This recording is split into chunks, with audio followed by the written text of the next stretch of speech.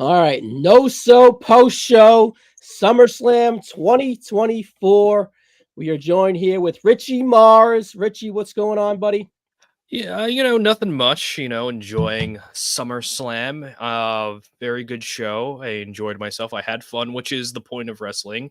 I feel like a lot of people kind of skip that portion, but it was a very nice show, very nice SummerSlam, and I think it delivered on a lot of fronts. Absolutely. I enjoyed the show immensely myself, and I gave you a task, and a task was to find a third. And would you like to introduce her to Yeah, the I NoSo would. listeners? I would love to. Ladies and gentlemen, I am part of not only a community, but a familia, the familia over on Russell Talk. We are a faction, and I had to call a favor. I had to say, hey, who's up for the task? We need a third for this show.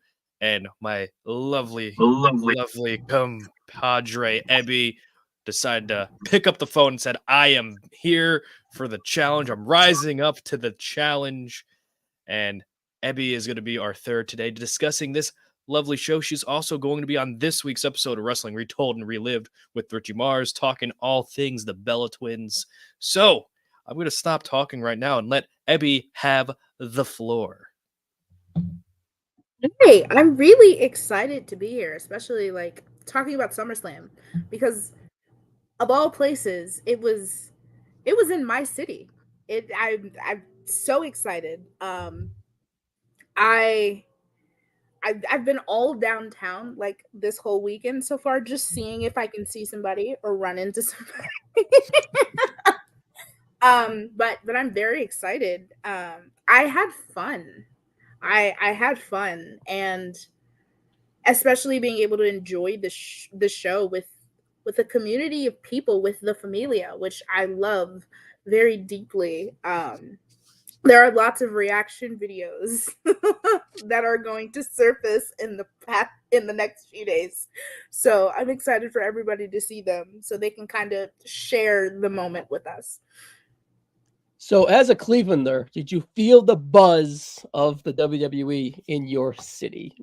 Oh yes, we were driving down the highway because we were going to pick up like one of the local favorites. It's called Guy's Pizza. We were going to the Parma location, which is actually where The Miz is from. We're driving down the highway and we see the huge billboard for SummerSlam, and I'm just like, huh, you don't see those often. But yeah, you can. There's so many people downtown. There's so many people in Ohio City. Just like you could definitely feel. You run into a lot of people who aren't from here, asking you like, where's a good place to eat? Where's a good place to see things? Like if the beach is safe to swim in. And my answer to that is maybe. Not after a rain, though. Don't do that. Do not go swim in the lake right after the rain. Beach. But you can definitely feel a change in the atmosphere. Like what I would compare this to is like when NBA All-Star Weekend was here. Like you can definitely feel the atmosphere change. Cool. Well, that atmosphere transferred into a really, really good SummerSlam, in my opinion. Richie, let's just start in chronological order and just buzz through this stellar pay-per-view. I'm coming off the high of wow, that was a really good pay-per-view. And I'm actually curious what your guys' match of the night is, because honestly, I feel like we could make a case for a few of them going up and down this card with nothing really stinking out as a stinker whatsoever. But our first matchup, Richie, was Liv Morgan defeating Rhea Ripley for the Women's World title. Richie Mars, was it the right decision to have Dirty Dominic Mysterio place a chair and reveal that he helped his new mommy, new girlfriend, new what's all Well, that going on there? I'm still learning the hip lingo that the kids are using, but I think the term now is he is now Liv's daddy. That's kind of like the story that we're getting right Oh, now. so he's evolved as the Dom, no pun intended. Got it. Yeah, that's what you got to do, and it was the right decision because let's be honest, Rhea Ripley is going in that babyface direction. Dominic Mysterio, I don't think anyone is really clamoring for a babyface Dominic Mysterio at this point in time, and you got to just go with the what the people want. And I feel like Dominic Mysterio being a heel pair with Liv not only helps their story with Rhea, but it also caused that domino effect with the Judgment Day that we're going to see throughout the night. And that's what I think pay-per-view or PLE stories were missing for a long time, is like one narrative thread that does affect the rest of the card. And it just kind of weaves in and out of just you have this story beat happening, and then you have these backstage segments with the Judgment Day's reaction to it, and then you have the pre-match between Finn and Priest, and then we get on to their issue. And it just kind of tied up a lot of things together. And also going back to the Rhea Liv match, I would just like to applaud Rhea's tremendous selling throughout the entirety of the match. Mhm. And I think because my buddy and I, he was over, we were watching, and this was the first of many shoulders to the post that we would see almost consecutively throughout the night. So if I had to nitpick the show a little bit, we saw that spot a lot during the entirety of of this show. But as a match, very strong start and very high contention for match of the night. These two work together very well. I think this is actually Liv Morgan's best match to date. And I can't wait to see what else these two have in store, because I think they have a lot more left in the tank. Yeah, I think structurally wise, I think Rhea was an excellent base for Liv Morgan, right? I thought she made Liv look extremely strong. And I don't know, Ebby, what are you? Are you team mommy? You team daddy? Or you team Liv? What Liv needs like a nickname here. What's going on? I think I personally call her Mid Morgan. Oh. That's my preference on things. I'm team mommy all the way. Have been. There is one person that Rhea Ripley has ever been in a feud with, which I was rooting for the other person, and that is the queen herself, Miss Charlotte Flair. But we're rooting for Rhea all the way. I do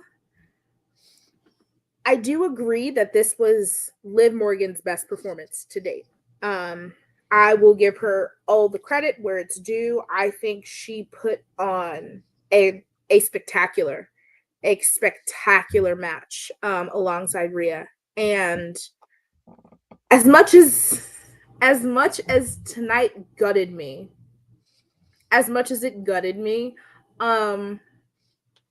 it made me super excited for what's to come. I do agree. Like, if I had to nitpick something, the shoulder thing was a lot going on. But I was genuinely entertained through and through from the moment the bell rang to the moment it was over. I was paying attention, and then Dominic, little pipsqueak, betraying mommy. It was sickening. I will say too, like, if I'm gonna nitpick anything, I thought the stopping Rhea from hitting Liv with the chair, I didn't understand it, because, like, okay, if you're out here and you're gonna turn on Rhea, let her get disqualified for hitting her with the chair, and then get your girlfriend out of there. He didn't want to damage his girlfriend with the chair, perhaps. Right? I mean, she's fine. It wouldn't be the worst thing that has happened to Liv Morgan. Well, you gotta get that emotional beat going. You know what I mean? Like, after the match, Rhea was crushed. And when have we ever seen Rhea Ripley like that? You know, it's about the emotional trauma that she's gonna suffer, because when she's turning babyface, you gotta have her be more human. And that, well, how human can you be if the person you thought you could trust turned on you and helped your arch enemy that took you off the shelf just get screwed out of the victory right there? So honestly, I didn't mind the chair spot. Honestly, I think Rhea is so over right now. It doesn't matter what she does. I think she's so over. Most of the WWE universe is going to see Rhea as the good guy right now. Especially since, she's been off on injury, had to vacate her title instead of, rightfully losing it. And she's we've been watching her former tag partner chase after her man. I'm using man in parentheses, in quotations, because I'm not sure if I really want to call him that. I don't know if I really want to call him a man right now. I learned what a boy Calling is. him a boy feels icky. Yeah, my son referred to me as the boy. Dad, you're the boy, and I was unsure what that was. And I said I had to ask the other one, what does that mean? And he goes, Dad, Yeah. it's like fake man. So I smacked the little one around right there, and he hasn't called me the boy since. But maybe we could refer to Dom as the boy, a wannabe fake man. The boy. He's He the ain't boy. gonna. He's not gonna be known as the boy who lived after tonight. I'll tell you that. He's not. Or he might be living his best life, honestly, right More now. If than that hotel anything- key is still there, right? More than anything, I'm pretty sure Finn tucked it away somewhere safe for him. But more than anything, I'm excited to see these promos or video packages of Rhea and Jey Uso at Waffle House. Okay. I'm so ready. I know deep in my soul that it's coming. And I'm beyond excited. So 15 minutes and 55 seconds overall. I thought this match delivered. I thought it was really strong, and it did its job. I really liked how the actual turn came about, where it was like an accident, but then it was revealed itself to be on purpose, right? I thought it was slick, it was slide, and it played into the sliminess of the boy Dominic Mysterio overall. So they did their job.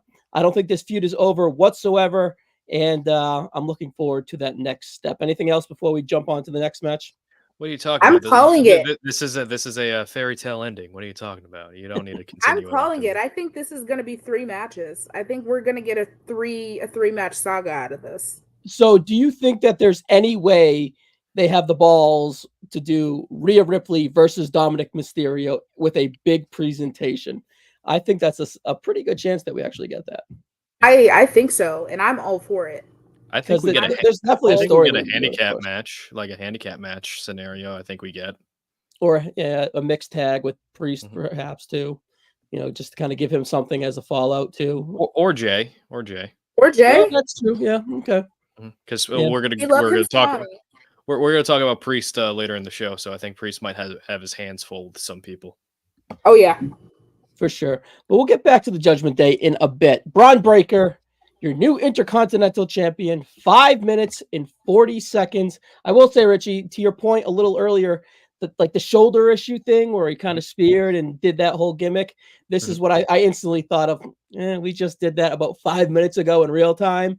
You know what I mean? So it's like I get it. It's a cute story. They really wanted to accelerate the pace of this to kind of get to it. But like I kind of said in our preview, Richie, honestly, I would have done this in 90 seconds, even though it was 5 minutes. I would have done it in 90 seconds and just put a super exclamation point on the whole thing. Overall, are you satisfied with this title change? Because last month we got the quality banger match. This month we got a banger of a character in Braun Breaker, a real nail in the coffin on his trajectory, and it really solidified him as the next guy, as that Intercontinental Championship is in that spot again to make the next guy. So overall, what's your thoughts on this match? It's exactly what it needed to be. Rhea and Liv were a hot story and still are a hot story. And how is anyone going to follow up that turn? You come in quick, explosive, get in, get out. Didn't need to drag it on. You didn't need these guys to go 20 minutes, even though both these men are very capable of. You just tell a quick little story.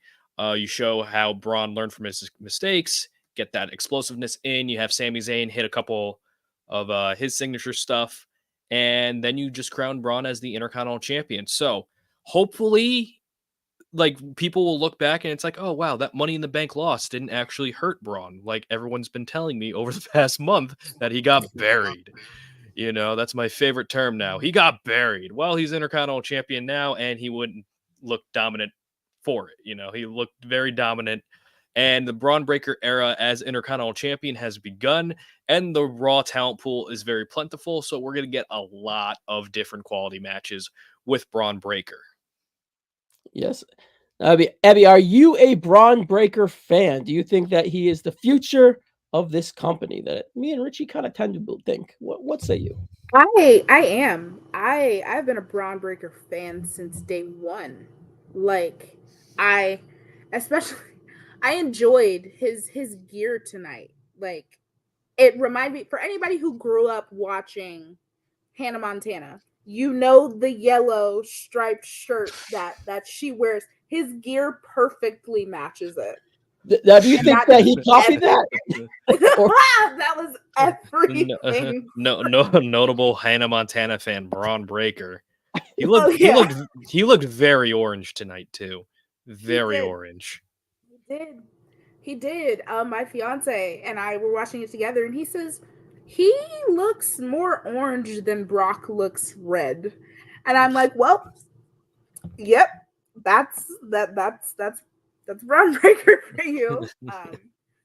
But yeah, I think the match was to the point, just like how Richie said. Like, how do you can't really follow up a turn like what we saw with Dominic and Liv and Rhea, but except for like being explosive, straight to the point, get in, get it done, get out, crown a new champion, on to the next segment. I definitely feel as if with how short this match is, it puts an exclamation point behind who Braun Breaker is and who he is going to be going forward as a competitor on the main roster.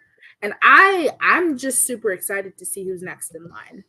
Like, anytime I watch a match, anytime I'm watching a feud unfold and progress, I'm always thinking about what's next. How is this flowing into what's next? And I feel more than anything, this match was a statement from Braun Breaker saying, I will take whatever and whoever is thrown at me next. And I'm excited to see who the next is. I don't know. I feel like it could be Ilya. I think that would be a good first opponent for him there. Yeah. I think We've Ilya is seen at it a a spot. lot though. We've seen it a lot. We have, but I think that Ilya is in a spot where perhaps they're not ready for him, and he still has enough credibility where him being a first opponent would matter still, and it wouldn't damage him in the long run, right? Mhm. So it's kind of like he's in that spot where he's not really damaged, but he's still fresh enough to the, we've gotten it a lot, Richie, sure, but what fraction of the NXT audience is the Raw audience or the main roster audience, right? So I think from really you want to put like an explanation point, and like you said, who's next, what's next for Braun Breaker, you want to start him off with a bang, and Ilya would be that guy. And maybe that Ilya, because he's not going to beat Braun Breaker in the first, let's be real, so maybe the Ilya rise could start to happen after that. So I don't know, he just off the top of my head without really looking at the roster, he'd be probably the first one I would pick. I don't know, anyone off the top of your head, Richie? Dijak would have been a good option, but he's no longer employed with the company. But off the top of my head, I mean, you could go Jay. Have Jay in there. That'd be a very interesting match with Jay and Braun. I know a lot of people aren't really a fan of main event, or as Hebby likes to call him, mid card Jay Uso. But I think that him, in the Intercontinental Championship scene as the most popular star on Raw, arguably, would just do a lot to benefit not only the championship, but Braun Breaker in general. And it really would put Braun Breaker up that trajectory that we hope that we see him in. And Yeah. I think like Jay would probably be a good for just crowd reaction in general. And people are already like doing the barks with Braun, and you got the Yeets with Jay. So it's going to be a very loud atmosphere when those two collide. Barking and yeeting all over the places. My I don't thing even with know what that means. I lost my train of thought after that one, Richie. But the next match we had here was LA Knight, Logan Paul with Machine Gun Kelly for the United States Championship in 12 minutes. We had about 4 to 5 minutes before this, where we had like a brawl outside the ring, and it really set the tone. from a bell to bell standpoint, this was like an accelerated sprint. And I think this is a contender for, honestly, match of the night. I adored this match. It kind of outkicked its coverage to me. I guess Triple H said in the press conference coming out of this that Logan Paul is banged up, perhaps on that beautiful moonsault that he did off the top rope to the outside. Seems like he maybe buckled his knee behind a falling LA Knight. And I think that he was maybe perhaps injured there, but he did still do that awesome buckshot lariat and still got it out like half the match after that. So they're probably out there for 20, 22 minutes, but from bell to bell, I believe it was probably 12 minutes, but it flew by. I wasn't bored at all. And from a live perspective, Seth, heads up, I felt that the crowd was with LA Knight the whole time. So if you guys don't mind, we're going to bring in someone hot off the streets of Cleveland, not from the streets of Cleveland, Ebby, like you, but from Strong Island, New York, I think. Seth via, I dropped him. Seth via Cleveland, Ohio hotel. What is the sentiment on Logan Paul? How was the reaction to Logan Paul? It felt like they were yearning for him. They were ready for him to win. And when he win, they kind of blew off. What was the vibe for Logan Paul? Hey, how you doing, guys? Could you hear me? Yep. You sound great. You look terrible. But anyways, go on. I'm shot. I don't know what you guys are talking about. From where I was sitting, there was a lot of Logan sucks chants going on. So did I say Logan? I meant LA Knight. Yeah. I didn't want to correct it. I was like, I want to see where this goes, and it went exactly how I thought it would be. Yeah. Fill in LA Knight for the Logan Paul of it all. L's, a lot of L's there. I just took that L right there. But anyways, continue. Yeah, no. So Logan Paul definitely was getting the "you suck" chants. Even after that great moonsault, they were chanting "you still suck." LA Knight was over. LA Knight's the crowd favorite. They were yaying before he even came out, and they were yaying after he left. So I think the crowd favorite was definitely LA Knight. Yeah, they felt that. Abby, let's go to you next. Are you an LA Knight fan? Do you feel satisfied with the victory? And I don't think they waited long enough. I thought they set it up perfectly. First of all, can we talk about the impact? Not just getting "you suck" chants, but getting "you suck" chants and "you still suck" chants in your own city. That's wild. That's heat. Yeah. That heat. is heat. But yeah, I'm a huge LA Knight fan. I'm obsessed. There's not many people that I will fangirl over, but LA Knight is definitely one of them. He's the epitome of a sports entertainer.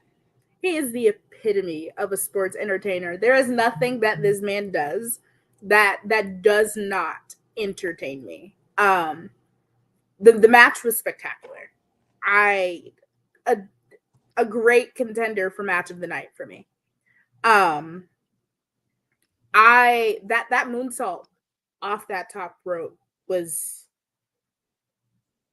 immaculate. Yeah, immaculate. I hate that Logan Paul is so good. I hate that he is so good. But I think it was time. I think it's time for a new champion. 250 plus days as champion with only 2 title defenses. That's a little rough stat. That's a rough stat. Point where I forgot that the US title existed. So now there is a new champion. It will be defended more often. I'm so excited to see what LA Knight makes of this title reign. I'm so excited. I'm so excited that he finally has a championship belt around his waist. I'm so pumped. I'm so excited. There aren't the right words to explain how excited I am to see where this goes, because he's so entertaining. Yes. It doesn't matter who you put across from him. LA Knight is just entertaining. And dare I say it, am excited to see what is next in WWE for Logan Paul. Because as much as I hate that he's so good, he's something spectacular to watch. He is something spectacular to watch. So I'm antsy. I'm antsy. Like, Paul Levesque pulled out all the stops tonight. I really am on the edge of my seat to see what's gonna happen on Monday and Friday with everything that went down tonight. I'm like a giddy like little kid that like is about to go trick-or-treating. Like this was trick-or-treating for me. I'm so excited. Now, Richie, we've kind of, I think we've had a Logan Paul preview on our previews before, and we've always been like, when's the time for Logan Paul? When is he getting on his accolades, and when is he really going to? What is his upside?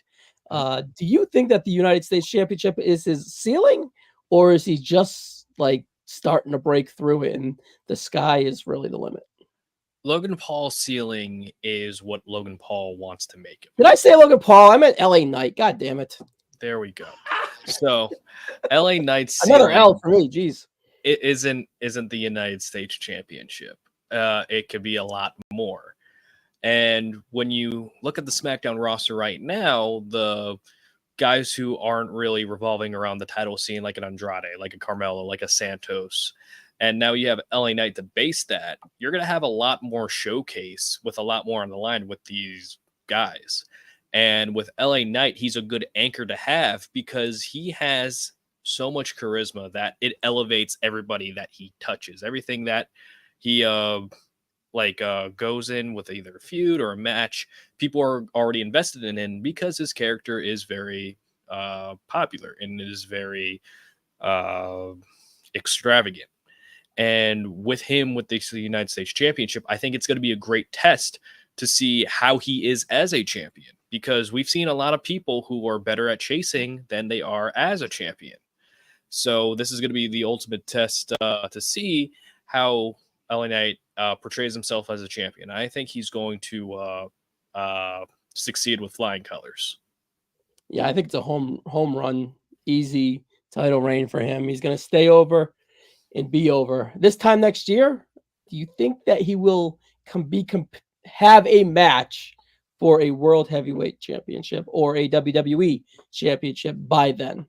Well, I mean, let's look a year ago. He won the Slim Jim Battle Royal. Now he's a United States champion. And I think the only logical step is be a world champion, because once you get that Slim Jim sponsorship, and this match was also sponsored by Slim Jim. So as long as it's sponsored by Slim Jim and LA Knight is in a match, I think a world title match with the Slim Jim sponsorship on the line is definitely the direction you can go. But even without the sponsorship, I think give LA Knight the ball. If he succeeds with this United States Championship reign, not only in terms of him being the star power, but also monetarily as well. And as long as he's popular and he keeps going upward mobility-wise, I think the sky's the limit. And it proves that age is not a factor. Nope, but overness is, and he is definitely that. This is probably one of the matches of the night for me, for sure. Definitely a contender. Perhaps one later on will be like the cemented match of the night for me. But overall, I thought this was a home run, and it did its job. And I was honestly low-key a little worried about it in a way, just because all the noise with Logan Paul. And then honestly, athletically, Logan Paul is quite a little bit more of a better athlete than LA Knight, but LA Knight was toe and toe with him, really. And he had a very, very impressive spot himself, and kind of upstaged Logan Paul in a few ways. And also, so I thought LA Knight did his job. I was a little nervous for him, right? I was a lot more nervous for someone else later in the night that we'll kind of get to. But overall, LA Knight did his job. And I'm just overall genuinely happy for him. Just like because like with you, Abby, I'm a big fan of his, and I'm excited to see LA Knight. But before I fuck that up again, continue his extend. But let's jump off this match where I don't have to worry about L's and mixing up names anymore. So, Richie, to you, Nia Jax defeated Bayley in 12 minutes and 30 seconds to be the new WWE Women's Champion with towards the tail end of it with a Tiffany Stratton fake out cash in that I guess perhaps maybe gave a Bayley like a kayfabe out of a distraction, but not really, right? And she was kind of pretty much dominated all night in this match, and she made Nia look good. Overall, this was definitely my unfortunate least anticipated match. I believe that maybe because the SummerSlam card was so stacked, that sentiment might be shared with a large majority of the people out there as well. So I think that the bar was particularly low here. But overall, I think they did a fine to adequate job of going out there delivering in kind of a death spot coming off that hot LA Knight match. So, Richie, what say you on this match? I think we could all agree that out of like the main singles champions in WWE, Bayley has definitely had the roughest go in terms of promotion and in terms of just television presence. And this feud really did reignite not only Bayley as a character, but also gave Nia the respect she deserves ever since she got re-signed back to WWE. And I think Nia put a lot of people's concerns about her being reckless and her being unsafe to bed here, because not only did she deliver within the Queen in the Ring tournament, she delivered in this match as well. And I think it's time to at least start having a conversation on how she is as a worker currently. And with Bayley, she is a very good matchmaker, psychological wise. And when's the last time you've seen somebody chant holy shh to a power bomb spot? Just a power bomb. Yeah, that's what you got to do. To a power bomb spot. Very impressive move right there with Bayley and Nia for sure. And then you have Nia coming out, dominating, and they told a really great story. And this comes to Ryan again. We had the shoulder post spot again during this match as well. At least it wasn't right after the other one. Right, yeah. But we still 3 out of 4. But yeah, I think as much as I'm disappointed with Bayley's run as champion just because it wasn't promoted as I thought it should have been, like this match was, again, it was fine, told a nice story, and in this case, the dominant heel giant won. And hats off to both these ladies, not really coming in with the hottest story, but they made a lot of people, I think, turn their heads and like, all right, this is what the women's division can do over on SmackDown. Seth, from a live aspect, was this a bathroom break for the fans coming off that big emotional match before? What is that kind of it? What was that? What was the vibe with that? I could see that. A lot of people were standing up and stretching during that match. The power bomb got a lot of reaction. Also, Tiffany Stratton coming down got a huge reaction once her music popped. It's over. Yeah. I think most people kind of figured that Nia was going to win, and they were expecting the win. And it was a little bit of a letdown before the final 2 matches. I should say final 3 matches after that. So this was a nice little spot in the card, I think, for people to stretch. But I liked the match. I didn't leave my seat once the whole night. Not gonna lie to you. You're a warrior, I did I am a warrior. Listen, I'm there. And I'm not going. I didn't go there to wait online for 20 minutes for a bathroom. So, but listen, I thought Bayley put on a great performance. I thought Nia, and Richie, I've never been a Nia fan, but I thought Nia did extremely good work in this feud. And and this match, was a good achievement for her. Yeah. Abby, what's your thoughts on these three girls, Tiffany Stratton, Bailey, and Nia Jackson? Do you agree that going with Nia here was the correct decision? I've been a Bailey fan since Bailey got rid of the hugger gimmick. Okay. I found the hugger gimmick to be really annoying.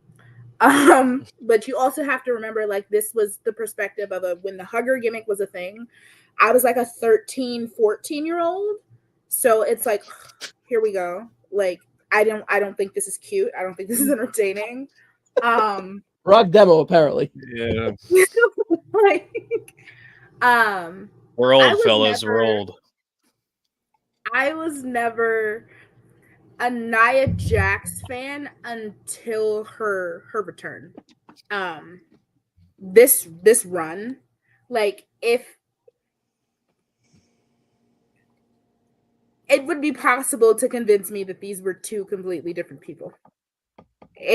This is not the product that Nia Jax was delivering to us her first run in the company. It wasn't. I'm very impressed.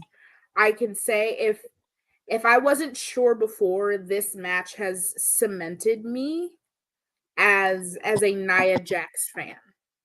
That finish to that match was brutal. It was brutal, and I loved every second of it. As for Tiffany Stratton, I'm sure, as Richie knows, being in the Familia group chat, I'm obsessed with Tiffy time. I'm always operating on Tiffy time. I was rooting for her at Money in the Bank. The only thing that I would say is I'm not a fan of the possibility of Tiffany cashing in on Nia Jax. I'm not a fan of that. But I do think going with Nia tonight was the right move. It's tonight silenced a lot of Nia Jax doubters. Yeah, they were in a tough spot, and overall, I think they did an adequate job with all the negatives that they had going into the match to deliver a fairly decent match and performance. And I felt that the win meant more than like a silver watch moment for Nia, right? Because you look at it, you're like, oh, she's done good work. She's a low key favorite to Triple H. Triple H pushed her hard in NXT. Triple H brought her back. But Triple H presented her really strong. Triple H gave her a Queen of the Ring, and Triple H gave her this win. But it just felt like it was a little bit more than that. It felt a little bit more earned. It felt a little bit more like it felt like the run had some dirt under its nails, right? Where she earned it, she kind of grinded it, and she's put over a pretty good performance, especially living up with the stigma of being a bad, unsafe worker, right? So she has to deal with that. The stigma of her presentation being of, let's face it, how she looks, how she's presented, right? So she gets a lot of hate from those two things particular, right? But overall, she really is a gorgeous girl, right? And I think that she's and really the embarrassment of getting fired, right? From and going through all of that, especially coming off of the unsafe work stuff. So she feels like overall that Nia has a lot going against her, and it feels like she's overcome it and she's really relatively earned it. Even though she's been presented strong by Triple H, and it overall just feels that she's just kind of did it on her own, even though the kind of path was set for her.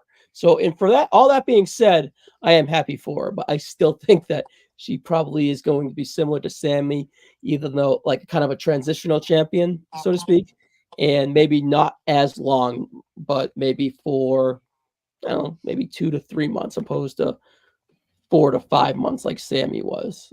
Sammy doesn't feel like a transitional champion, but you get what my sentiment was. It feels like they're going to bounce it off Bailey to get it to someone, to get it to the next person, if it's Charlotte or Tiffany, right? So Oh, I think that Charlotte Flair is on the horizon, hopefully coming off 10 months or so to speak. So I think that they are real life friends, and I think that is a feud that is much needed for SmackDown. Low key, I'm a little worried about Bailey coming out of this unsuccessful title run, stigma wise, and really what's there for her to do on SmackDown, right? Does she get messy with the Cargills of it all? That feels like a Naomi spot, right? To go against the new trio over there. So I don't know what Bailey does. I wouldn't mind if she kind of disappeared for a little bit and let the women's roster find their footing so she can be placed where she needs to be placed. Because I feel like she could be a little damaged if she came back and started doing more jobs or was just kind of overlooked again. So she's earned a break. It's been 2 years consistency coming back off the knee injury, and overall she's done a very, very good job with damage control leading into this.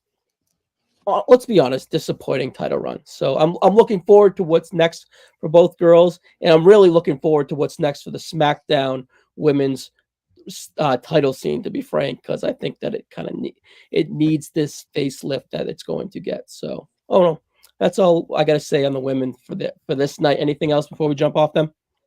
I think Bailey has a bunch of stories that you could tell on SmackDown. You have the story about Tiffy costing her the championship, kind of.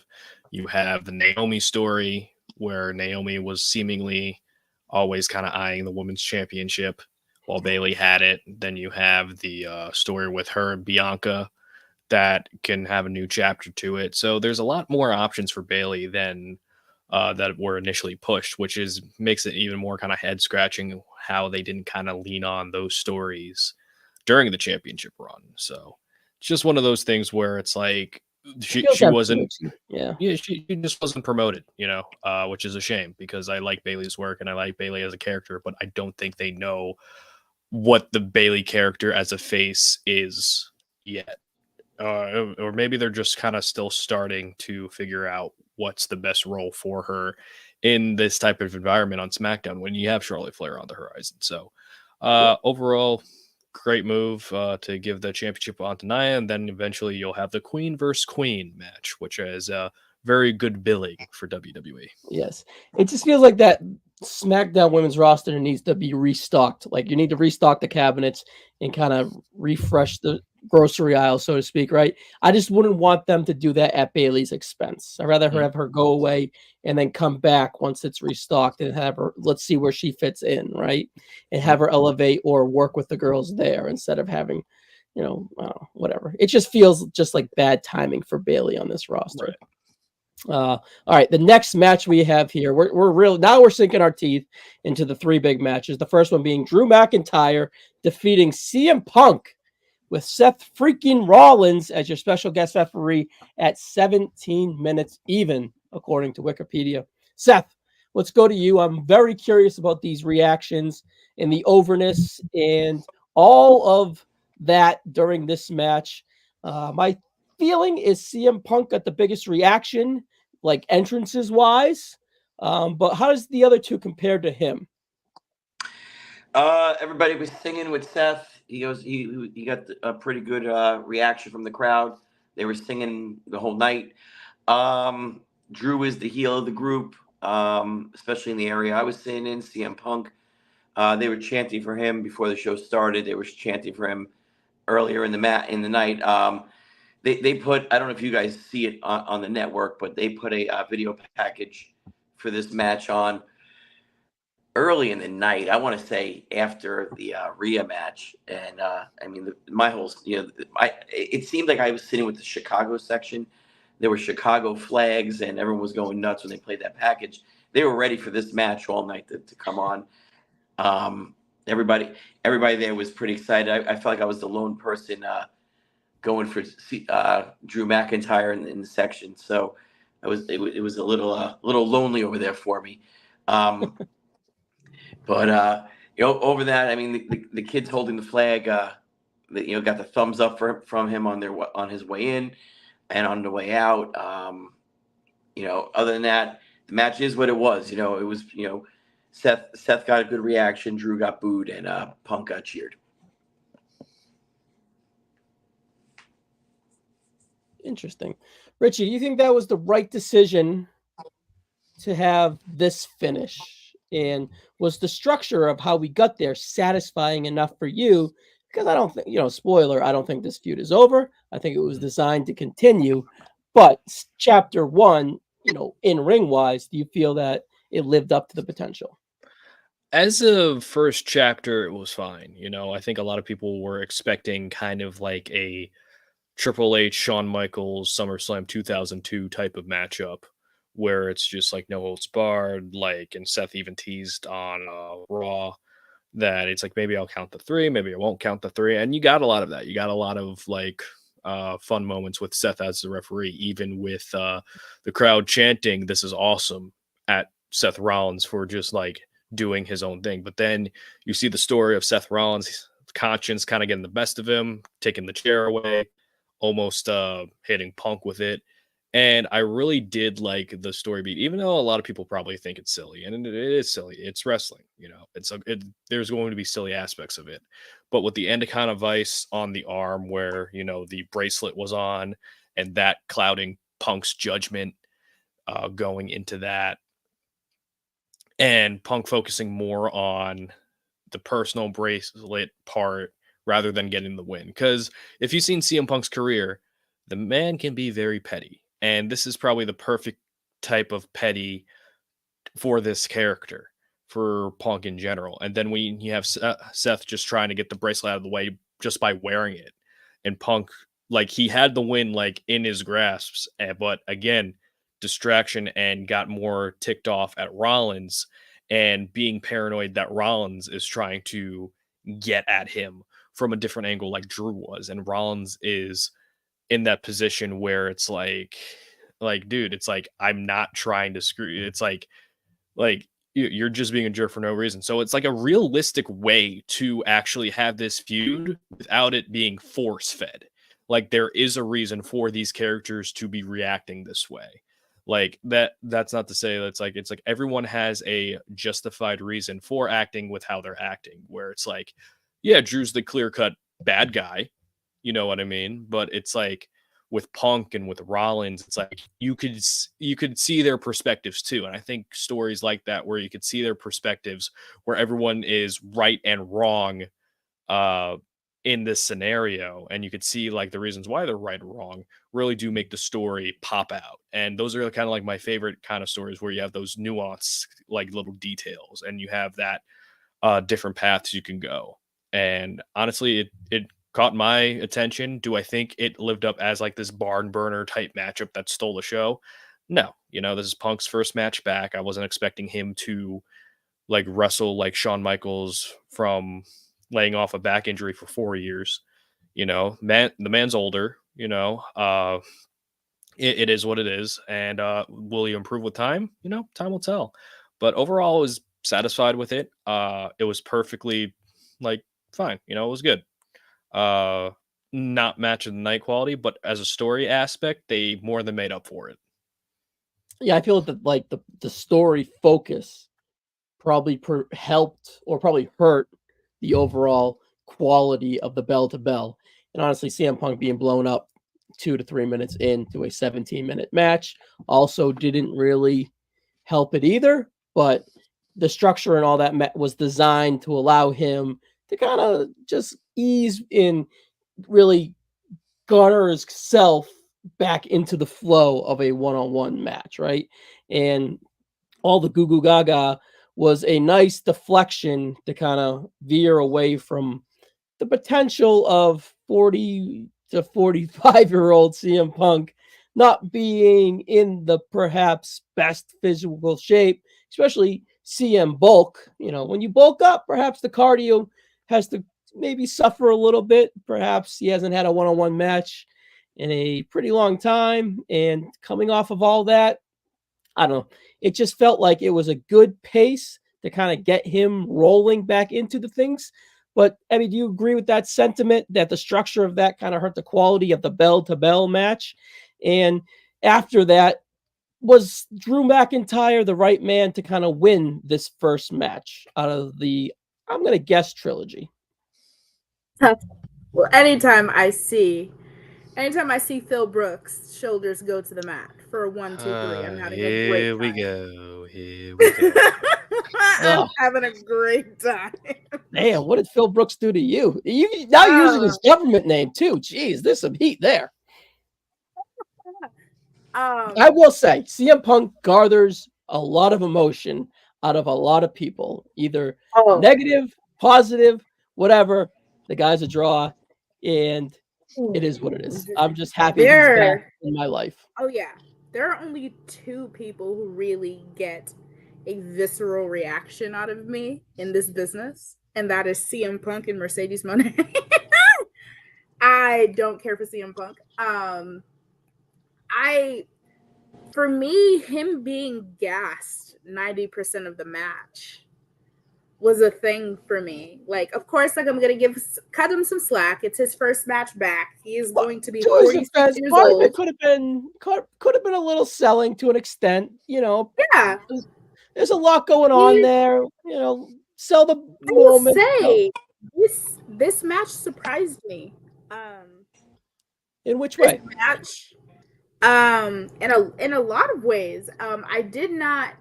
I expected Seth to mess with this match way more than he did. I noticed that he was quite slow with the counts. Yeah, I like that. Punk would try to go for a pin. But I expected Seth to interfere way more than he did. I expected Drew to be a lot more petty than he was tonight. Like I'm sorry, but at least until Monday Night Raw or until like this develops a little bit more, Drew has to turn over his petty king crown to LA Knight for the night when he showed up in the Prime car. Like he has to hand it over for right now. But I don't know. I also wasn't expecting Drew to really dominate the match as much as he did. I was expecting things to, of course, lean towards Drew's side of things, but I was expecting for there to be closer to an even split of dominance throughout this match. But I'm not disappointed. I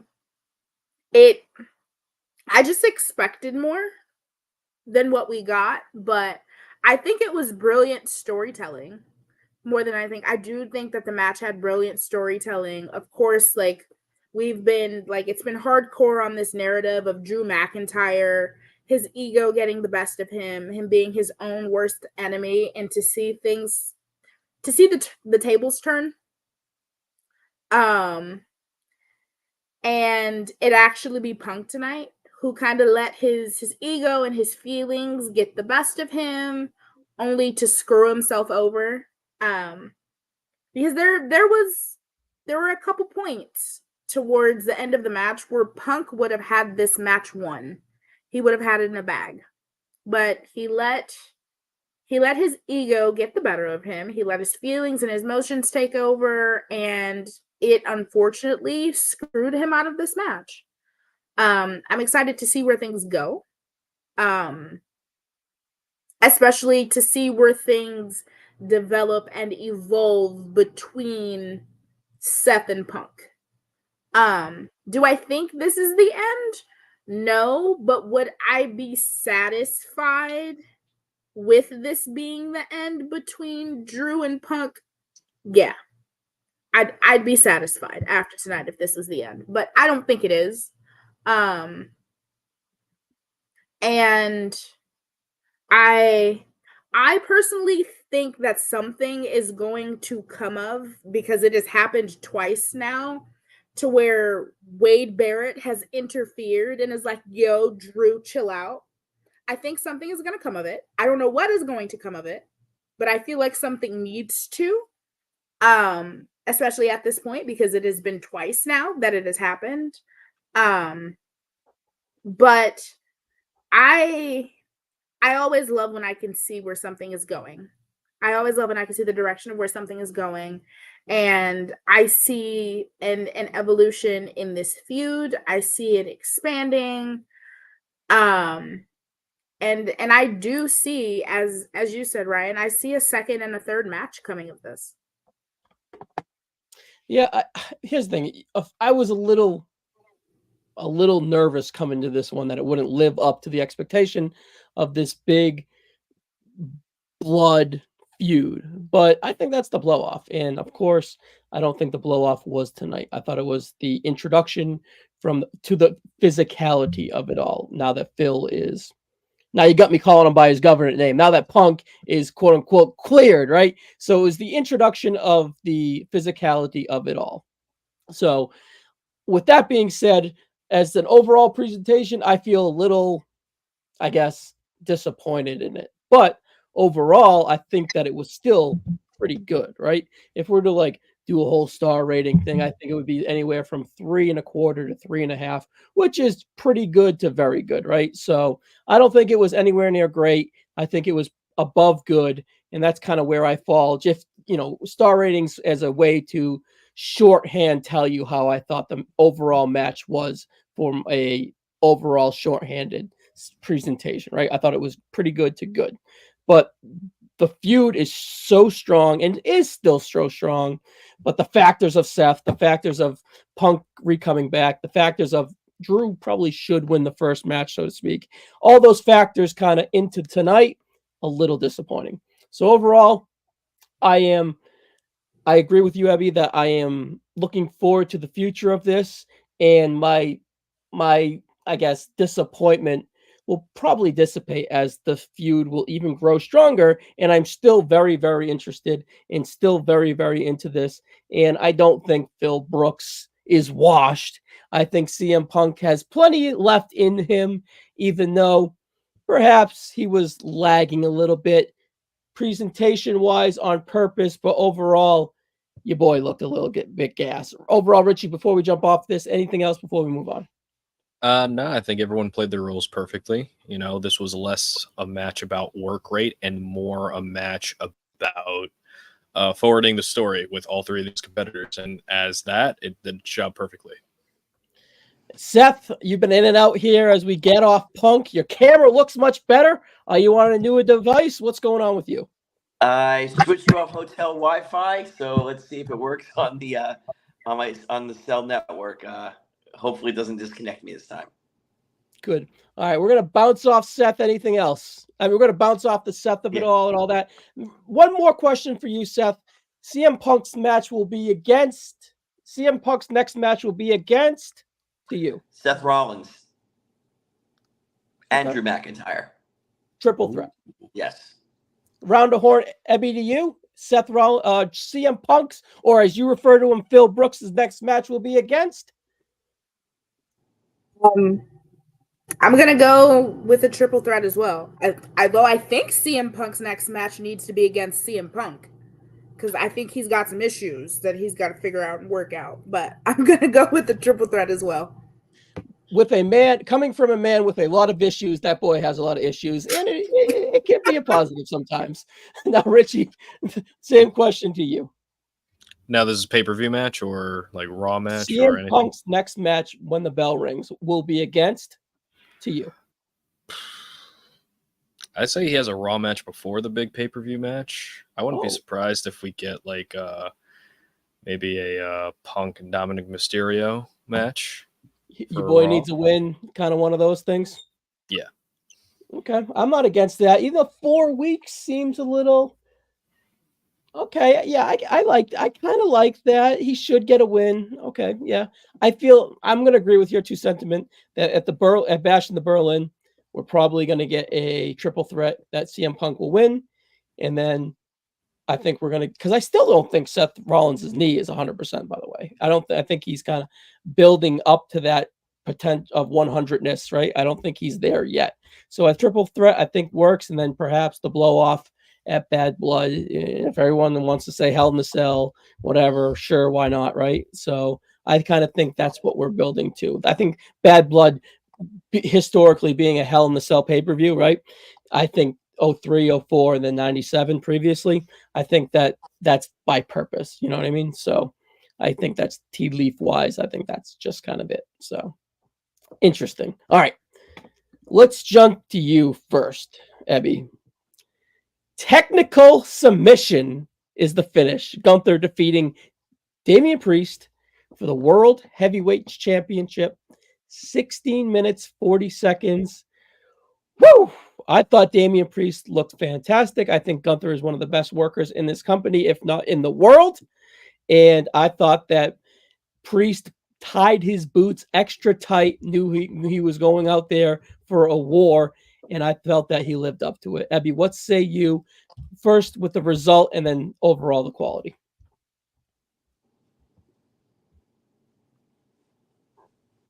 It has never happened before until today where a match has genuinely moved me to tears. Really? I was gutted today.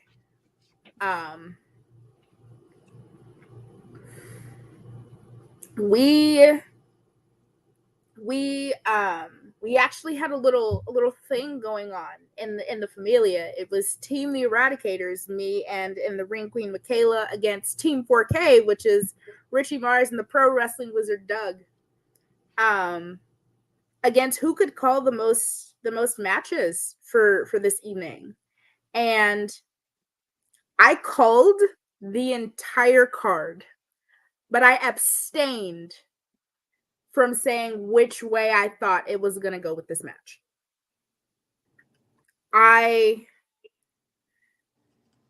There were too many variables that could have gone into play.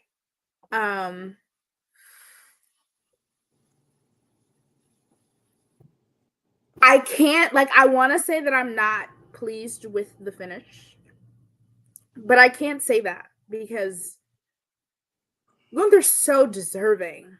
He's so deserving. He put on a performance from the way that the match finished to him wiping the blood off of his chest and just rubbing it all over his head and in his hair. He just, there was no the performance of the night. This was the match of the night for me. And out of the match of the night, I feel like Gunther gets a very close runner up for the performance of the night. And the only person who I think put on a better performance tonight, and I mean not just in-ring technical skill, but just the total package of storytelling is Damian Priest. I yeah. From him reaching out to him reaching out for Finn to help him, especially after he's been saying for weeks, let me handle my business by myself. Let me handle my business by myself. For that moment where he knew he needed help, he knew he was in trouble. And for him to reach out for the man who he calls his brother, and for him to not only not help him, but to turn on him. It was gut-wrenching. It brought me to tears. It moved me. And it even made me so much more sad to see too, because to see the pure anger, the vengeance in his eyes in the direction of Gunther after he knocked Finn off the side of the ring. And it's like, no, that's my family. You're not going to do that to my family. And to see Finn turn on him, it was sickening. It was gut-wrenching. Do I think that the turnout of this match is best for storyline advancement? Absolutely. Do I think it was the right call? Absolutely. But does it make me sad to see? Absolutely. Because I've been so enjoying Damian Priest as champion. I've been so enjoying Damian Priest as champion, and for anyone who is a regular listener to any of my TikTok content, you know that Gunther, he gives me PTSD. Like I get war flashbacks looking at this man. but it was a spectacular performance. It was a spectacular match. Match of the night for me. If I have to nitpick anything with the match, it's I didn't like seeing Gunther. I trip up every time I say his name because I have the urge to call him Walter. He's not Walter anymore. I didn't like them showing on screen of him hugging and kissing his wife. It kind of like humanized him in a way. And it's like, that's not the vibe that we're going for here. Like, if anything, I feel like the camera should have been directed at Damian still like laid out in the middle of the ring while that happened, because I felt like him embracing his wife very much so humanized his character a bit, and that's not this is the ring general. This is not what we're going for. But spectacular performance, spectacular match. I'm emotional talking about it. I don't mind it because it was like post-match like stuff. Like the Sammy WrestleMania match where they kept panning to the wife, and I was like, all right, that's a little bit much. But yeah, I get the sentiment. Gunther is very straight and narrow, right? He is black and white, and that little shade of gray with the emotion. But he just won. This is a stepping stone for him, so I understand. He's the epitome of Riz. I don't know why. He is the epitome of Riz. Oh, I wasn't ready for that. Wow. Technical wise, I thought it was fantastic.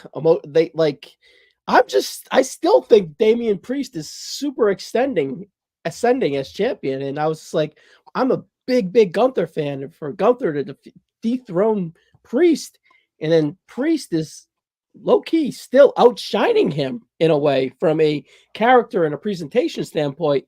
That's a big kudos to Damian Priest right there, and they did a really good job with this title run. I was going to say quick title run, but it felt like he did a good job overall. 4, 5 defenses, nothing more than that. He had at least one every month, as this champion should. And I think it's an overall success. I definitely don't think it was his last championship run whatsoever. I think he's definitely earned another one, but character-wise, I'm very curious where he will be presented when that opportunity arises again. Richie, overall, Damian Priest, bigger star. I don't think it's a question. I think it's the answer is he's a bigger star after this title run than before. He's a bigger star after the Judgment Day than before. But what are you doing next with Damian Priest? Well, you got to build that Finn Balor story a little bit more, because I know there's a long-going joke, long-term storytelling, but this is a long-term story with Damian and Finn, because if you remember, before you go, can I just jump in? Mm-hmm. You're going to go into it and you're going to do a great job, but is it a step down? Is it step down for Damian Priest? Yes. No. He's ascending. Is it a step down? Like the story with Finn compared to being world champ? No, it's not. It's not a step down, because now, the championship can do one or two things. It could elevate somebody, or it could, just be a carry on. Just be as just you're the guy who's just holding the championship. With Damian Priest, the entire run of this championship was that he couldn't win matches on his own, or he wanted to do it on his own. And we saw it with Jay. Judgment Day helps. Damian says, no, stop it. I already told you guys. Then you go to Clash at the Castle. Gets inadvertent help with Punk. Then you go to Money in the Bank. Gets inadvertent help from Punk again. Even though he wanted to go with Rollins. You have this story arc of Damian Priest becoming more of a noble character. And now when you have Gunther, and essentially when he was, whether he intended to or not, calling Finn for the help, just being like, I need your support here. And then you have that betrayal, an actual smart babyface move of him watching the replay. And you have Finn and the Finn, when Finn stared at Damian, that wasn't Finn staring. That was the demon, in my opinion. But this story has gone on for a year at this point. When Damian Priest won Money in the Bank, Finn was trying to get that championship that Priest was holding. And that championship was the cause of and the destruction of the Finn and Damian story. Now, they were only brought together due to Rhea, if we all remember correctly. That was that tie-in. Rhea's no longer in the picture because Dom took care of that. So now Rhea's not in the picture. What's stopping Finn from cutting Damian loose of how he feels that he's wronged? And similar to the Drew and Punk story, comparatively to the world title story, hottest feud on Raw. Now you have not just one, but two stories on Raw that are heating up. And with this, you get more character development, not only of Damian Priest, but Finn Balor. And I'd rather be in a hot storyline than have a championship with nothing to do. Like we were already talking about Bayley. She wasn't doing much of anything, and her title reign lasted 115 days. She hasn't really done much of anything story-wise. So with Gunther, the reason why it works with him is because his matches feel like an event. When he was Intercontinental Champion, you have that story of him being the dominant champion of that Intercontinental Championship scene. Now he's the world champion. So now you're in your head saying, this man broke records as the Intercontinental Champion, a record that hasn't been broken in 30, 40 years. What's he going to do to this newly established world championship now? So the intrigue is already there with Gunther. So he doesn't need to have a set in stone story. With Damian and Finn, everything is now going to be a cat and mouse game to see how this new group, whether they call themselves Judgment Day or they all go their separate ways, who knows? But the only thing, and it's a small nitpick that I have with this match, because I love the match. The only thing is, I wish that Damian didn't put his hands on Finn right away. I wanted Damian's last image to be Finn scowling at him as he's passing out to that rear naked choke. I thought the roll through they could have done, but you didn't need Damian to come right at Finn right out of the gate, like, grabbing the neck. I think it would have been a stronger statement. Finn looking at him, knowing like, I did this to you, I cost you your championship, and Damian trying to reach out at Finn but not actually touching him. That's the story for the cat and mouse game, because that's how you get Damian over as a babyface. You don't need to get that contact right away. But other than that, Damian is hotter than ever now because his championship ended the way it did. Because just as he was about to prove himself as a solo competitor, you have Finn, his closest ally, turn on him. And that is why this is not a downgrade. This is not a slight to him. He is going to be fine, and even more than fine, because he's being promoted as a top star now, more than he even was as world champion. Seth, I hate to say I want the reaction because you're the live correspondent, but it's kind of your role. I feel that the match had the crowd from the jump, and I want to know, one being, was Damian Priest accepted the whole time? Was he like, what was Damian Priest's presentation to the crowd and the acceptance of it from a live aspect? It's interesting because both guys were getting cheered from the crowd. It was hard to tell, because I think on their way in, Priest got the bigger reaction. When the match was over, a lot of people were cheering for Gunther.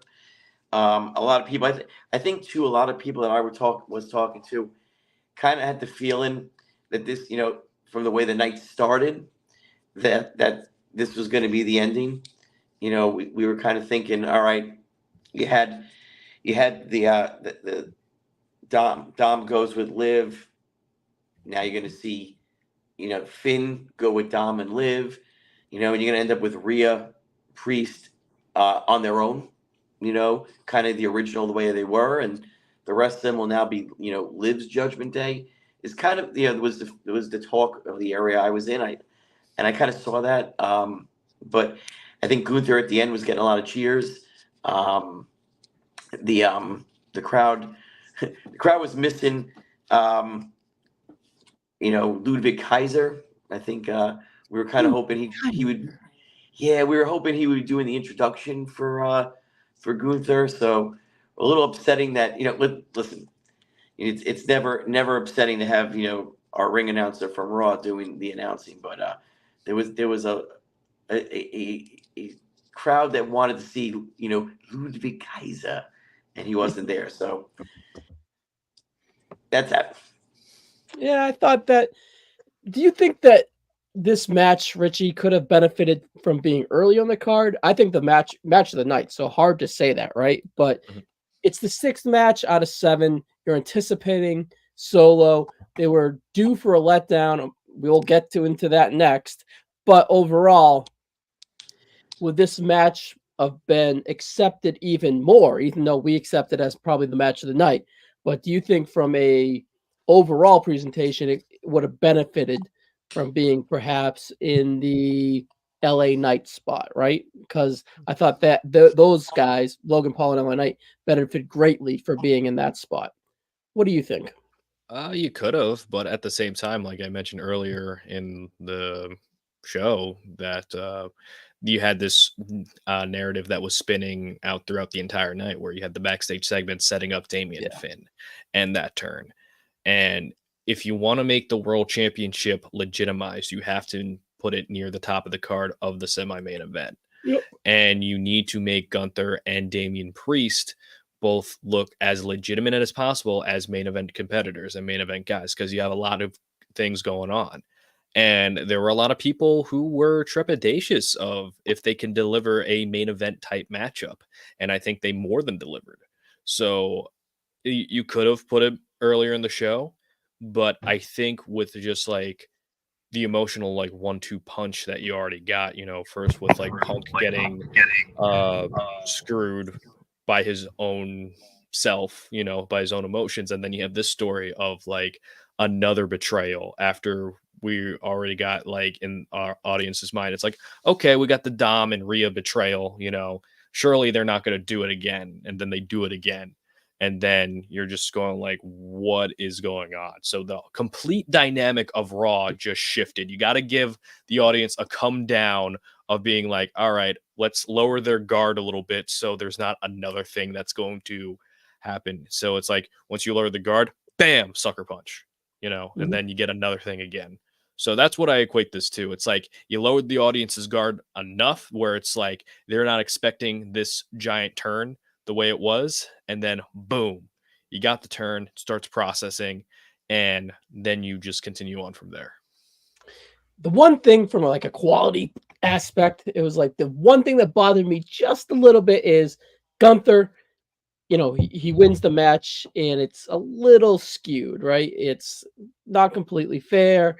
He gets a little help from Finn with the rope, and then leading to the rope with like the rollover, it kind of took you out of it just a little bit. Both guys are ring generals, so to speak, right? Both guys are veterans. They're very aware of where they are in the ring. So when he went for that choke south of heavens, right, and then he had to roll him over again, 360 degrees, so Finn can reach his foot for there. I was like, it's just like it's one of those things that's just like, it took you out of it a little bit when you're into the heat of it. You're sinking your teeth into like, wow, this is great, so on and so forth. And then you just have like to take a step back and be like, they got you a little bit. And then the acceptance, I really like how it was a technical knockout or a technical submission, so to speak, right? A heroic babyface kind of passing out, right? So I like that they saved his shoulders from taking the 3 count in a way, right? So I thought that they did a good job of kind of presenting Damian Priest as a loser. And I think that they didn't necessarily do the best job of presenting Gunther as your winner, but I think he is totally going to be fine. And I'm absolutely overreacting.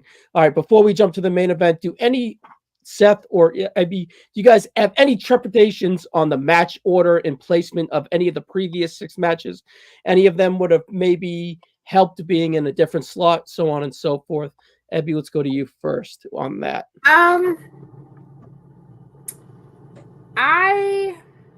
At the beginning of the night, I was very iffy. I was not vibing with them starting with Rhea and Liv. If anything, I would have swapped Rhea and Liv with Sammy and Braun. Gave them just a tad bit more time. Give Sammy and Braun just a tad bit more time to kind of do their thing. Because both of them are amazingly gifted technical wrestlers. Like they could have really put on a show. And I would have liked to see a little bit more of a show. But of course, with them following Rhea and Liv, as we stated before, there was no better way to come into it with being explosive and straight to the point and out. But I would have liked to see a little bit more, but the only way a little bit more would have made sense is if you would have flip-flopped that. I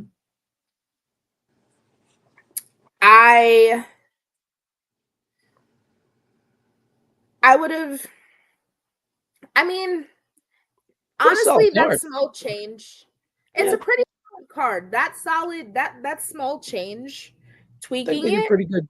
Yeah. Would have done it for me. Just that small change. Looking at the show as a whole, I'm not too mad about the lineup. But coming in after seeing like the first 3 matches at first, I was a little iffy about it. But besides that, no, I'm not gonna nitpick it too much. Seth, from a live aspect, of course, anything would have benefited, you think? So far, I mean, the way the match placement, was flowing for us in the crowd the whole night. There never really seemed to be, other than the match we said before, with the Bailey match, which again I didn't think was a bad match, but there never really seemed to be a letdown time in the crowd. We were on our feet the whole time. Everything flowed. So we from the live event, I say good placement. Yeah, nothing from a live aspect at home. It didn't seem like you guys never ever really dipped or never really was there besides at the start of this main event match. 29 minutes and 10 seconds. And early on, I felt all of that 29 minutes. I thought that they could have easily trimmed a good portion off of this, especially early. I don't think we needed the chain wrestling. I don't think they got into the war games or the not the war games, the tribal, whatever, the bloodline rules of it all until like the 13, 14, 15-minute mark. And why wouldn't Solo Sikoa go to it from a psychology standpoint? Why wouldn't he go to the advantage of him having the weapons and the bloodline right away? Why would he sit there and try to wrestle Cody when that he should know that that's not his game, right? Like, I get it. So Cody Rhodes, by the way, your longest reigning champion within the WWE, going into this match, and still, of course. So that's interesting, right? That's pretty cool. Logan Paul losing, so now it is Cody Rhodes. Sami Zayn losing, it is now Cody Rhodes. Bailey losing, it is now Cody Rhodes. So very, interesting. So that's cool, right? So I don't feel Cody is cold or unwarranted whatsoever, but this match struggled from the inevitable return of Roman Reigns. I like the Tama Tonga of it all. I like the Tonga Loa of it all. KO and Randy Orton really did his job. I loved. By the way, did you catch an autograph from Randy Orton on his way to the ring? Did you catch a conversation from Randy Orton on his way to the ring? I loved that he's jogging down the ring. He's slapping hands. He's low-key having conversations with everyone on his way to the ring. And oh my God, is that man smooth? And are they forcing Tonga Loa to have these botches? Like, he's throwing them into the ring ropes instead of the turnbuckles. I'm like, they might be doing this on purpose, right? At this point, right? With the eye patch and all of that. But overall, from presentation, I felt that this match struggled quite a bit leading into the gaga of it all. Just uninterested, a tired, fatigued crowd, an emotional night for the viewers at home, and that those emotions really dissipated, honestly, when Solo Sikoa kind of went offense. And I get it, plotting, so on and so forth with this. It just wasn't the right time and place. Richie, let's just start with you here first. You know me. I'm low-key Debbie Downer on Solo, but I thought all those Debbie Downer traits were extremely illuminated tonight. I thought a lot of people in that ring outshined him, not including Tongaloa, but I thought that a lot of the other guys in that spot probably would have delivered much better if they switched boots or switched foot tape, whatever they have in the ring. And I don't know. I just felt that I was a bit disappointed leading into the inevitable moment that we got of the return of Roman Reigns, the original tribal chief. Richie, do you agree with the same sentiment? Am I crazy? Am I being too harsh? Set me straight. With this being Solo's first opportunity to have a championship match, not only at a major four pay-per-view or PLE, but against the WWE champion, and you're going to be main eventing. And I think this is only his second one-on-one singles match on Cena. PLE Yeah. in general. He might And be like- the thing Yeah. is with Solo, he hasn't gotten many opportunities to showcase himself as a one-on-one competitor. Often he was usually just the enforcer. And I think we talked about it in our Cena Solo preview.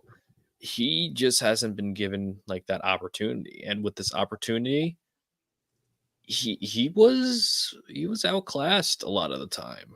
You know, I would like to say, like, there were cool spots where it's like Cody was going for like the gold dust chop, and he caught it. I thought that was good. I think more spots like that were needed to show how Solo has not only grown as a competitor, but as a smart competitor too, and just give him a different kind of aura from Roman. And that's a big thing. Is there were in this entire matchup, you know, if you want to go from Roman, Cody, and Solo, two of three of those guys have aura as stars.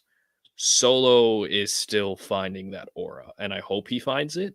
But if you want to go based on levels, like Roman's at a point where WWE wish they had this 10 years ago, this kind of reaction. Cody is on his way up to receiving that reaction in a couple years' time. Solo is just being booed because he's not the guy with the biggest aura. And when you're anyway. yeah, well, it's like when you're getting booed based on another guy not being in attendance, that's kind of a problem. And now we're going to see how, when Roman comes back, how is Solo going to benefit from it? We had Jay benefit from the bloodline and his popularity, and now he's the most popular guy on Raw, arguably. Yeah. How is Solo going to be as a heel now? Because now he lost the championship or the championship match. The only thing that you could do now is you have to give him a giant win. So when you get that eventual Solo Roman match, you got to give Solo something. It could be the win. It could be a dominant showing, but you have to make Solo Sikoa feel different. And right now, I don't see the difference between Solo Sikoa before WrestleMania 40 and present day Solo, other than wearing the tribal chief necklace. Yeah. So I low-key was like uncertain that Roman would really return, because before we had the announcement of the Bloodline rules, I just didn't trust the scenario where he would return and it would kind of work. So he's choosing to battle the family, then so he can set his home straight before he goes against the true prize, the head of the table, the championship, because the championship made him head of the table. So with that sentiment, that's where I wasn't sure if I saw the foresight of Roman coming back. This is before they announced the Bloodline rules. Once they announced the Bloodline rules, I was like, all right, my 80% chance of him coming back is now 99%, right? So with the 1% that maybe it's The Rock, right? So there was something going on, and him returning ultimately hurt the quality of this match, of course, leading before he returned. But I still, when he arrived and the face of Solo Sikoa was just like, oh fuck. I was like, all right, it did its job, and Solo Sikoa did his job, right? Of like the oh shit. Then Roman enters the ring, 1-2 steps towards Cody, and I felt that like Solo maybe was a little bit out of place because it felt like it was just like weird footing wise when he went for the Superman punch on Solo. It felt like it should have been more like bombastic. It should have been more of a thing. It just felt like boom, boom, boom, bang. It felt like it was too sudden. Even though it got a big pop and it did its job, I felt that someone was like, and I'm kind of guessing Solo was a little out of place because he took like that one step towards Cody. I felt like he should have taken like 1, 2, 3 and then pivoted, but he went one and then maybe had to pivot to Solo. So I felt that that could have been more climatic, so to speak, and maybe more of a tease towards Cody, right? And overall, my uncertainty that Roman was returning is because I didn't see it for Cody Rhodes, because I feel that like Cody, it should still be Cody Rhodes' season despite Roman Reigns coming back, because ultimately it is his show, and I don't think that they're going to necessarily hurt each other. And honestly, low key, I feel like Roman may get away from him if it's not on the same show. If he goes to Raw or whatnot, because mind you, he was out of the draft, and then they can make the whole bloodline thing work on opposite shows, maybe. But I feel that he is totally going to triumphantly overshadow Cody Rhodes in a way, and I don't know. Now, Ebby, I'm sure you love that sentiment because earlier you hinted that you're not the biggest Cody Rhodes fan, and just like you, I acknowledge Roman Reigns as my tribal chief. Now, do you agree with that overshadowing sentiment? And what are your overall thoughts in the match? Like, you can be brief and be like, yeah, it wasn't that good, and we share the same sentiment. But is there anything you'd like to add to that? And overall, Cody and Roman from a top guy, so to speak. I definitely think Roman is going to overshadow Cody. It's something that I've said quite frequently. I think Cody Rhodes has something, but I don't think he has it. Oh, that's a bold statement. I think WWE wants so badly for Cody to be that guy, but he's just not that guy. If anyone were to agree with you, putting Roman Reigns on the same show with him on the same level would kind of prove that at an accelerated pace, especially with the crowd fully accepting Roman Reigns for the first time on like from a babyface presentation kind of ever, right? So do you think that they will put this golden child of Cody Rhodes in that crosshair? That's what I'm kind of saying to you. Is he vulnerable in that way, or would they put him in that way? I mean, I think that they would. I think they're trying so hard, and I think Cody is trying so hard to really.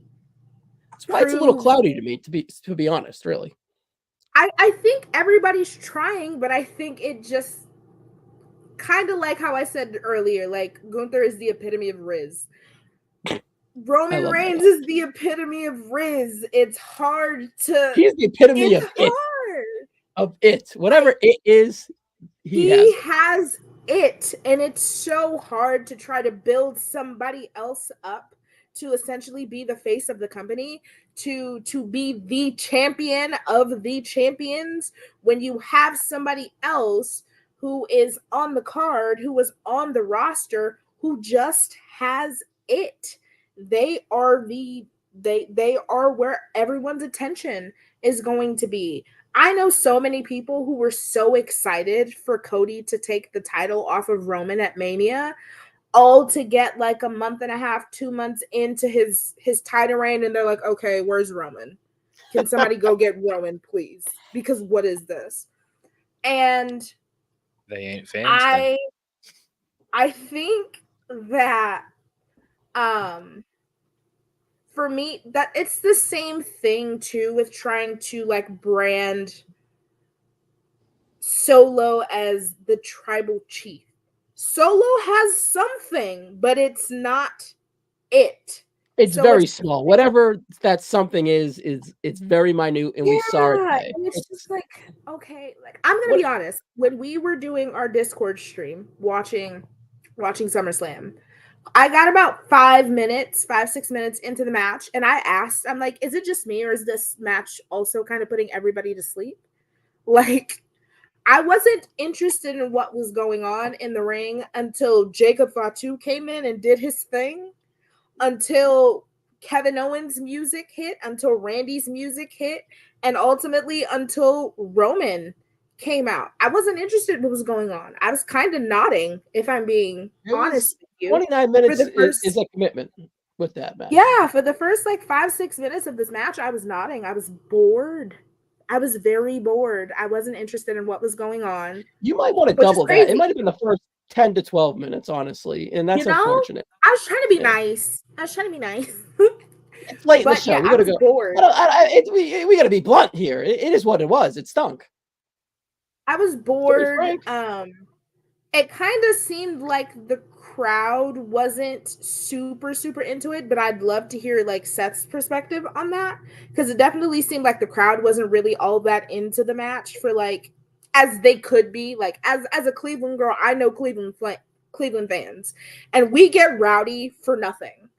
Like we're doing the yeet with the flashlights in Jey Uso's entrance during Cavs games, okay? Like we are a very hype fan base here. And things seemed a bit quiet. And I don't know if maybe Cody and Solo were feeding off of that quietness. Like they weren't giving what the crowd wasn't giving what they were giving during all of the other matches. So they were kind of feeding off of it. But I don't know. It was a really slow start. Um, it doesn't matter what went down in that match, though. Roman Reigns returning was going to light everyone on fire.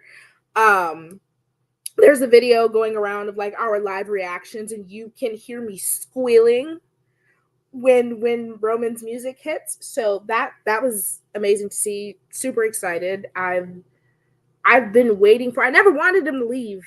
I was team Roman retaining at Mania, so it's really good to see him back, though. Seth, you know your role tonight, buddy. Was it the moment of the night? Because it wasn't the match of the night. Let's just get straight to the moment. Was it the moment of the night? It wasn't the match of the night, but so listen to what you guys are saying. I think part of it is, just noticing, everybody seemed just to be more concerned with who was coming down. We all knew people were going to get involved. We knew the Samoans were getting involved. We know Jacob Fatu was getting involved. It was who was coming down for Cody, and what order they're going to come down in. Is Jey Uso going to come down? Is Jimmy Uso going to come down? Is Roman coming down? Everyone kind of figured Roman was coming down last. Not going to lie, we were more expecting Jey Uso than KO, and looking back, don't know why.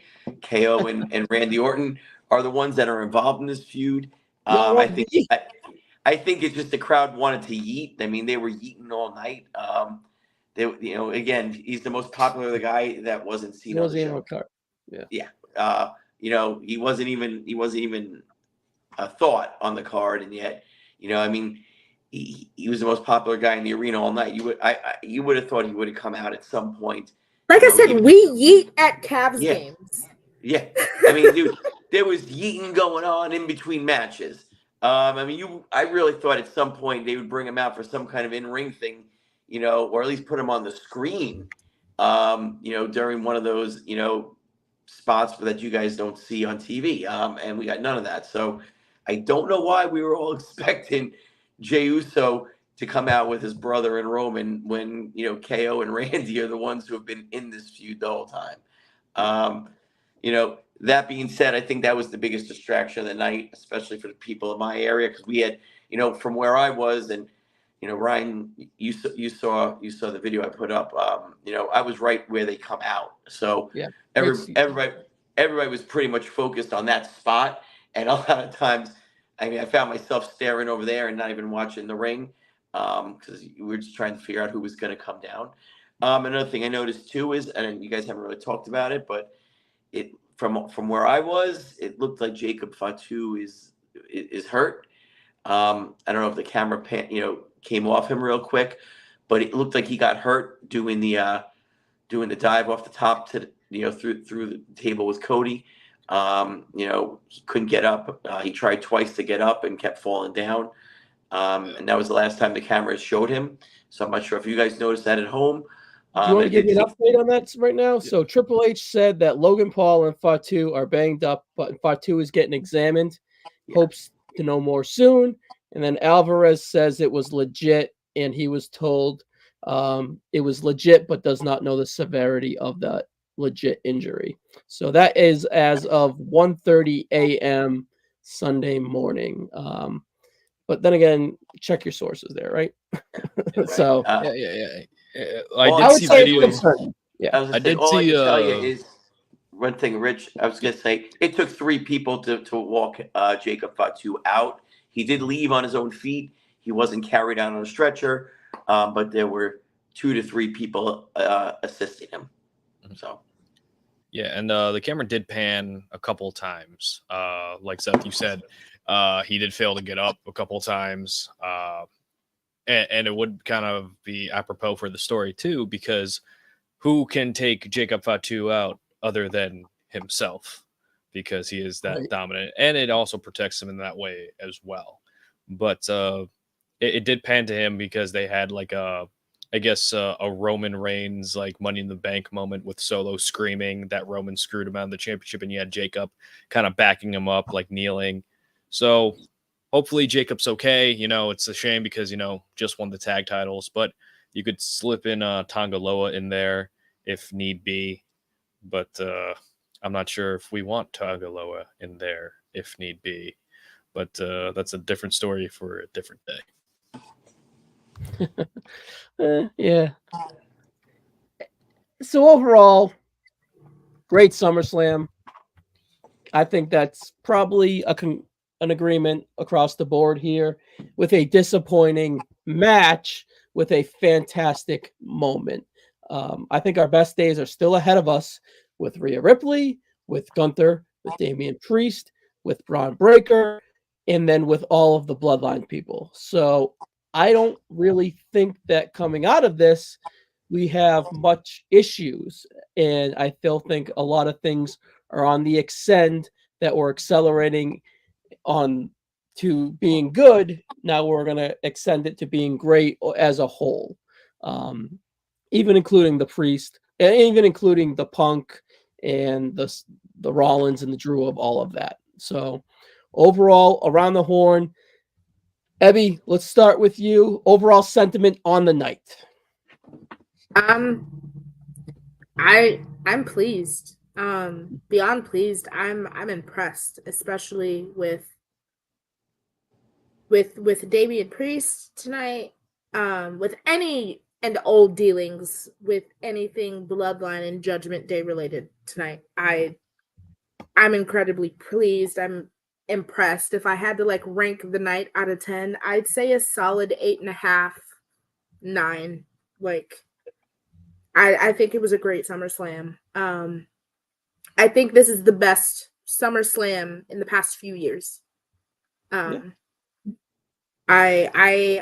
had a great time watching from my couch because I refused to go downtown and put myself in the midst of all of those people today. But it was fantastic, and I'm excited to see the aftermath of the night and see the atmosphere downtown, how things are tomorrow.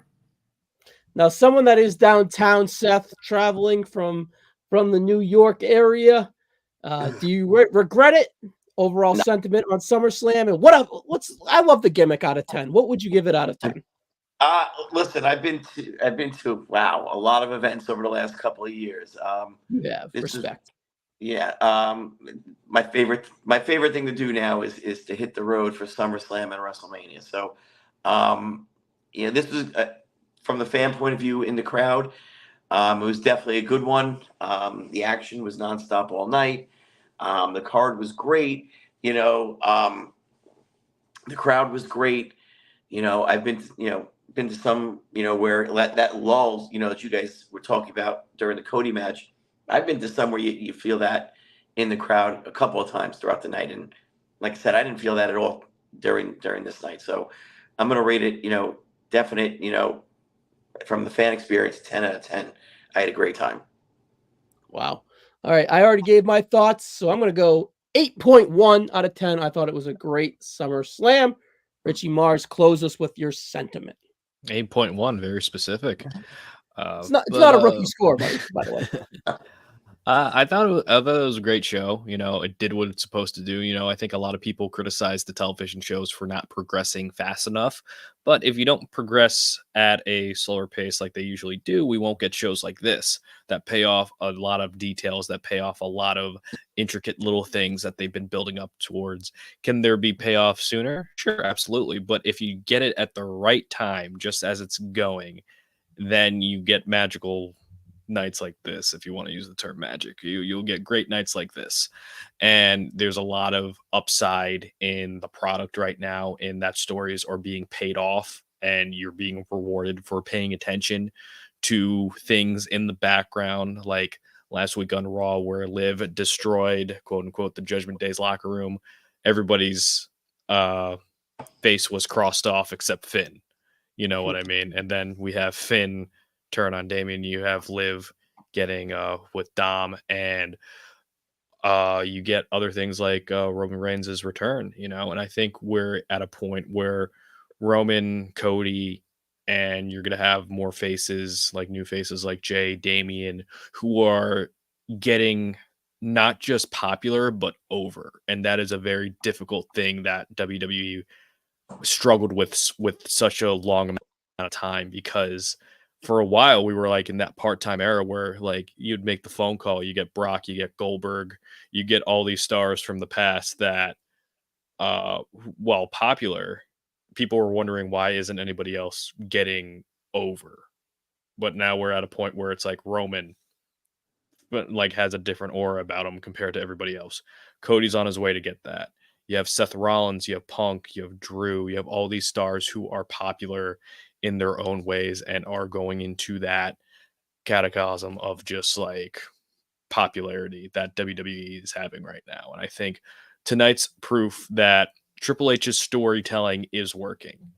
And I think with the just like not only just match quality, story quality, but character work as well is just on point. So I'm really impressed with how this show was, even though the card might have not been the most exciting, might have not been the most surprising to a lot of people. I think a lot of people could have predicted some of the twists and turns that happened, but when they did happen, we still were like, oh, wow, this happened.